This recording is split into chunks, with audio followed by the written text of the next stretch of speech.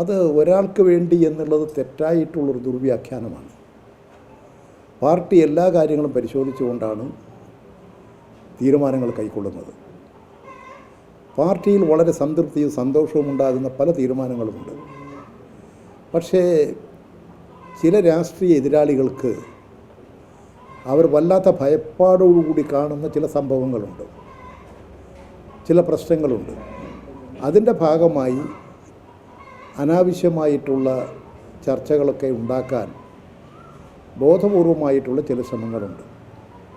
അതുകൊണ്ടിത് ഒരാൾക്ക് വേണ്ടിയിട്ടുള്ളതല്ല. Cadre party എന്ന് പറയുന്നതും ഈ നിങ്ങൾ ഉയർത്തിയിരിക്കുന്ന വ്യാഖ്യാനവും തമ്മിൽ ഒരു ബന്ധവുമില്ലാത്തതാണ്. ഞാനീ പറഞ്ഞ പ്രായപരിധിയൊന്നും ഇപ്പോഴത്തെ ഒരു ചർച്ചാ വിഷയമേ അല്ല. അതെല്ലാം അതാത് പാർട്ടി കമ്മിറ്റികൾ പരിശോധിച്ച് തീരുമാനിക്കേണ്ട ഘട്ടമാണ് ഉണ്ടാക്കുക. പാർട്ടി സമ്മേളനങ്ങളിൽ പുതിയ കമ്മിറ്റികൾ വരുമ്പോൾ ആ കമ്മിറ്റിയെ സംബന്ധിച്ച് ആ ഘട്ടത്തിലാണ് ആലോചിക്കുക. അല്ലാതെ മുൻകൂട്ടി ഇന്നാൾ കമ്മിറ്റിയിലുണ്ടാകും, ഇന്നാൾ കമ്മിറ്റിയിലുണ്ടാവില്ല, ഇന്നാൾ സെക്രട്ടറി ആയിരിക്കില്ല, ഇന്നാൾ കളവ് കൊടുക്കില്ല. ഇങ്ങനെയുള്ളൊരു നിലപാടൊന്നും പാർട്ടിക്കില്ല. പാർട്ടിയുടെ നയപരമായ കാര്യങ്ങൾ, സംഘടനാപരമായ കാര്യങ്ങൾ ചർച്ച ചെയ്യുമ്പോൾ ഏറ്റവും ശരിയായിട്ടുള്ള നിലപാടുകൾ പാർട്ടി സ്വീകരിക്കും.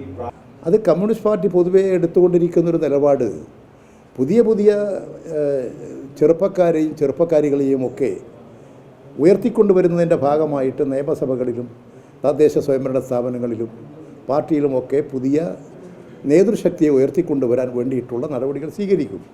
ചുമതലകൾ നിർവഹിക്കാൻ കഴിയുന്ന ഒരു പുതിയ നേതൃനിര തന്നെ വളർന്നു വരുന്നിട്ടുണ്ട്. കരുത്തരായിട്ടുള്ള നേതൃനിര വളർന്നു വരുന്നുണ്ട്.